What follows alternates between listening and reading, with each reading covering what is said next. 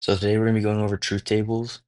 And in this video for truth tables, we're going to go over what a truth table is. We're going to talk about how to construct one, and then how we can evaluate logical expressions using truth tables. So let's just get straight into it. What is a truth table?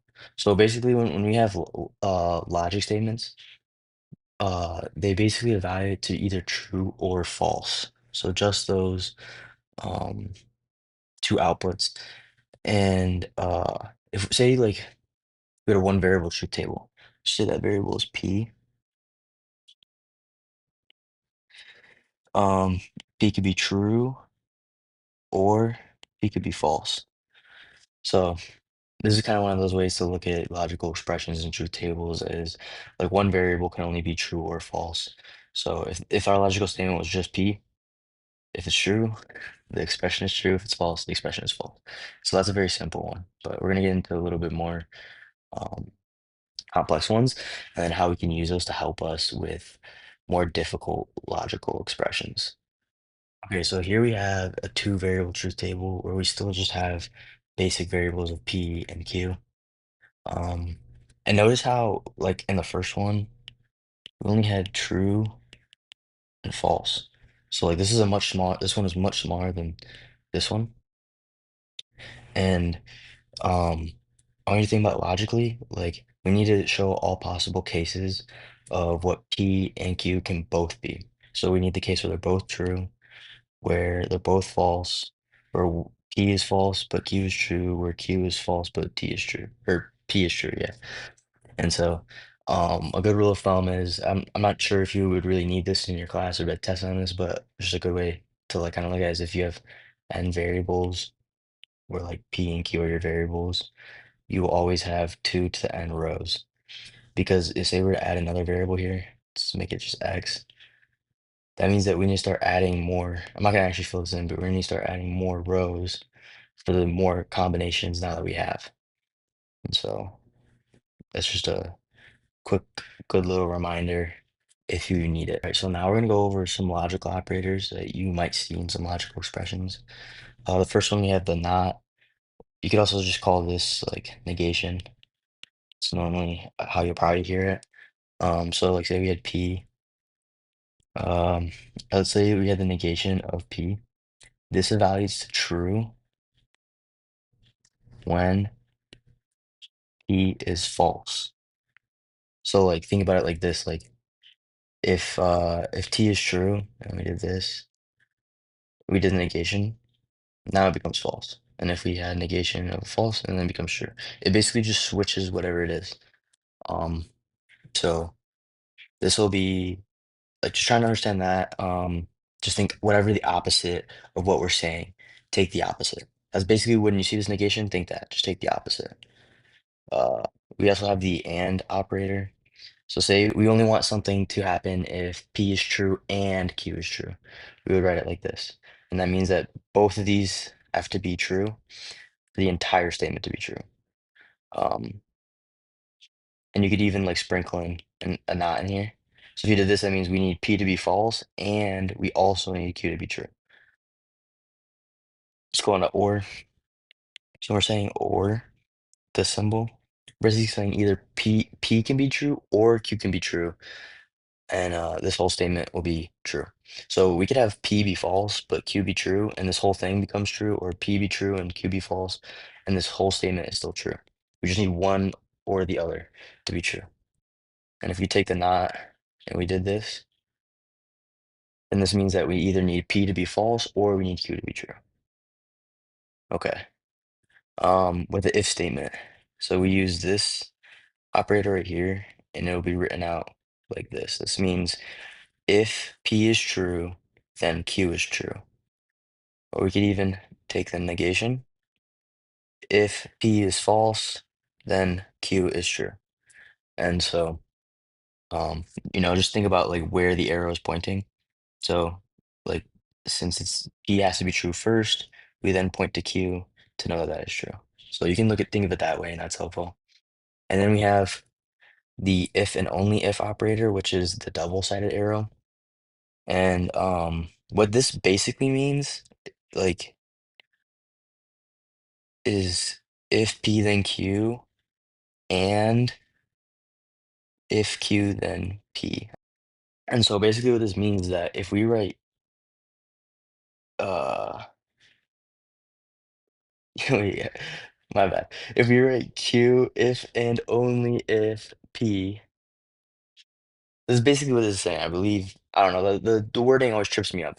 This is basically saying like if we have P, then Q is true also. But also Q is if Q is true, then we have P. And they are like mutually exclusive to each other. So like if P is not true, then it cannot be Q. And if Q is not true, then it cannot be P. It is like strictly that if one of these is true, then the other is also true. If one of these is false, then the other is also false. And so that's kind of how you want to look at if and only if.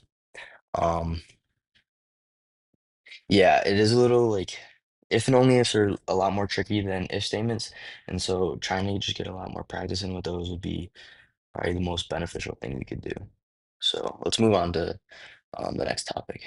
So this is a little bit of a trickier truth table when you first see it for this is a truth table for an if statement.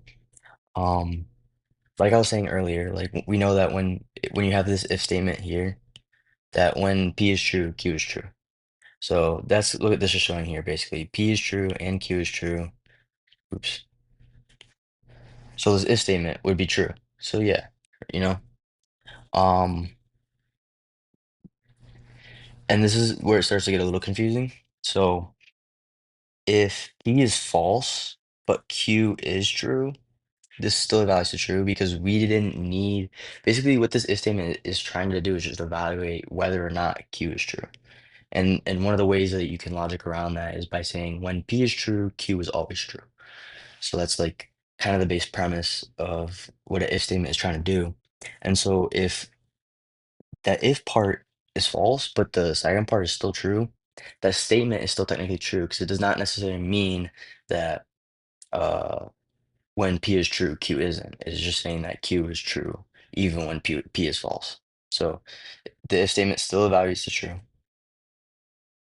Now this is where this one I think makes the most intuitive sense. Just think about it this way.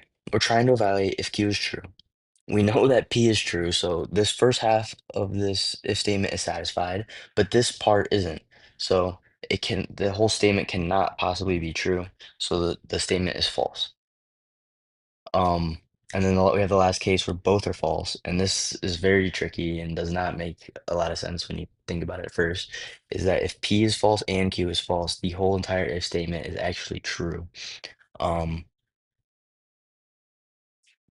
best way to logic around this, or logically think about this is that um, if, like this is determining when P is true, so we don't have P, so it doesn't really count here, and Q is false, but it doesn't really matter because P was false. That's basically kind of like the reason here is that like we can't determine that the statement is false, so it must be true. You know, it's kind of like the way to look at that. And I think the thing that helped me the most and the biggest rule of thumb I have is that if the whole first part is false, then the statement is always true. And the only time that or like actually the easier way to think about this, the only time an if statement is false is when the first part is true, but the second part is false. And so if you can always just like think to yourself or like remember, hey, it's only false in one case, and that's when the second part is false, then I think that's probably the easiest rule that you can have for yourself to be able to logic through these problems. So I took a little bit longer on that than I expected. Okay, so we're gonna do an example truth table here. We have all of the combinations of P and Q filled out for us, and we just need to finish it. So, why don't you try this on your own actually first, and then we'll come back and you can review your answers. Okay, so let's evaluate P and Q for every combination. So we know that P and Q is true when both of these statements are true. And so here, they're both true, so it has to be true. Here, one of the Q is false, so since it's not both of them, even though P is true, but it doesn't matter because Q is false and they both need to be true, so the whole statement is false. Same with the second case. And then in this last case, they're both false, so it'll still be false.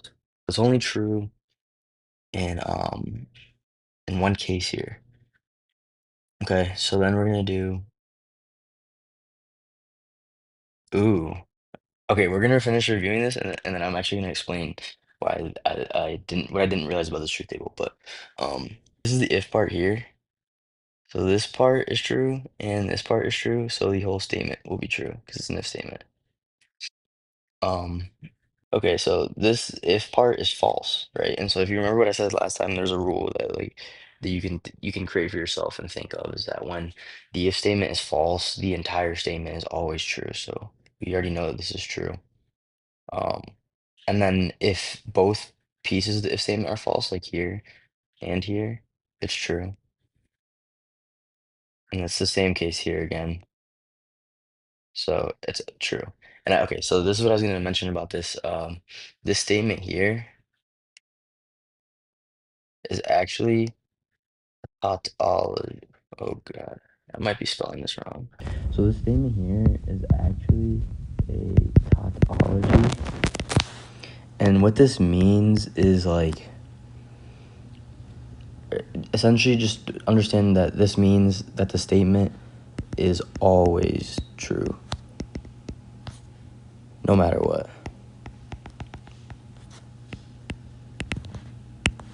So this might have been a bad example to use here because it ended up being a tautology. Um, but like you could easily replace this with like another variable, let's say like C, and then we fill out C, and like we obviously have to make more rows here, so I actually don't want to do that. But yeah, like if you start to think about this, because any case where this is false will automatically make it true. And then the only other case is when this is true, and this is only true when P is true. So this is always true. Um, yeah, so that forms a tautology. I think it's pretty much the same process though, like how you just go through it and look at it like that, with even with like more variables or with a non-tautology problem.